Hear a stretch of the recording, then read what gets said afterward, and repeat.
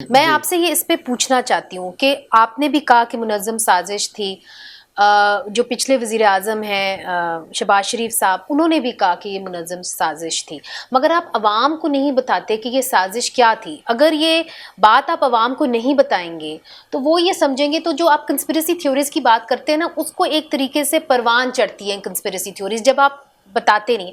آپ ہمیں بتائیں تو صحیح کہ ایگزیکٹلی سازش کیا تھی۔ دیکھیں منیزر، چند چیزیں ایسی ہوتی ہیں جن کا فورم یہ نہیں ہے۔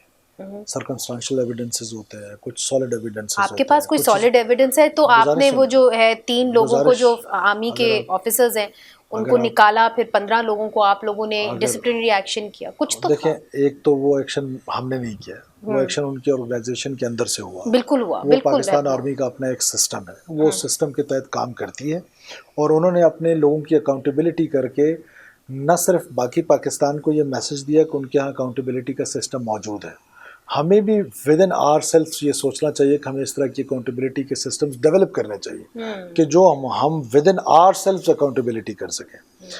اب رہی جہاں تک بات، یہ سرکمسٹانشل ایویڈنسز ہوتے ہیں، کچھ سالڈ ہوتے ہیں۔ یہ پلیٹ فارم میرا خیال ہے وہ نہیں ہے کہ جس پہ اس سازش کو، اس منظم سازش کو ٹھیک وقت ہے، آنے پہ چیزیں مگر کورٹ بگٹی آف لا صاحب میں چلیں دیکھیں اس کو چھوڑ دیتے ہیں اس بات کو۔ یہ دیکھیں 1 سپٹمبر 2014 کو کیا ہوا؟ 1 سپٹمبر 2014 کو اسی پارٹی نے جو ہے پی ٹی وی کے اوپر حملہ نہیں کیا؟ جی کیا بالکل یہ چڑھ نہیں دوڑے نیشنل اسمبلی پہ؟ تو تب تو سب تالیاں بجا رہے تھے اور کہہ رہے تھے بڑا اچھا ہوا، اس کے بعد وہ حکومت میں آ گئے۔ اب تو مجھے سوال یہ اٹھتا ہے کہ جب آپ ایک پریسیڈنٹ سیٹ کر دیتے ہیں کہ چلیں یہ منتخب نمائندے ہیں، ان کے اوپر آپ چڑھ دوڑیں تو کوئی مسئلہ نہیں ہے، تو پھر آپ کیا ایکسپیکٹ اگر کرتے اس ہیں؟ وقت میں اس وقت بھی حکومت کا حصہ تھا کسی نہ کسی طرح سے، جی مجھے بلوچستان یاد میں ہے، صحیح، بالکل اگر اس وقت کے لوگوں نے ایکشن نہیں کیا تو آج کے لوگوں کا غلط قصور کیا نہیں۔ اس وقت۔ جی بالکل غلط تھا، ایکشن کرنا چاہیے تھا۔ تو وہ جو بھی دیکھیں، پی ٹی وی کی عمارت پہ حملہ پاکستان پہ حملے کے مترادف تھا۔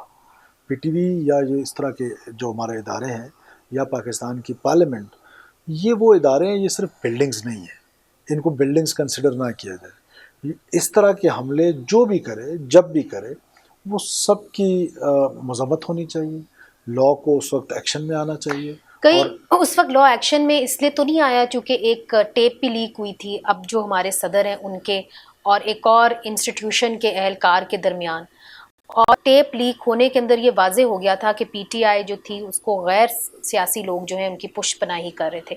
کیا تو یہ پھر وجہ ہے کہ تب تالیاں بجائی گئیں؟ وجہ تو مجھے نہیں معلوم، پھر اس کا مطلب ہے کہ آپ میرے آرگومنٹ پہ آ رہی ہیں کہ لیول پلینگ فیلڈ تو پھر نہیں تھا نا۔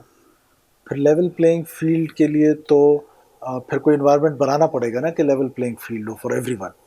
بہرحال اگر اس وقت ماضی میں جن لوگوں نے غلطی کی تو میرا خیال ہے کہ اب ہمیں وہ غلطی نہیں کرنی چاہیے۔ لاء کا مختصر بات یہ ہے کہ جب ہم رول آف لاء کی بات کرتے ہیں، آرڈر آف لاء کی بات کرتے ہیں، تو آرڈر کو آرڈر بنانا پڑتا ہے، اور اس کو اگر اس وقت ہم ایگزامپلس بنا لیتے تو آج شاید ہم یہ دن نہ دیکھ رہے تھے۔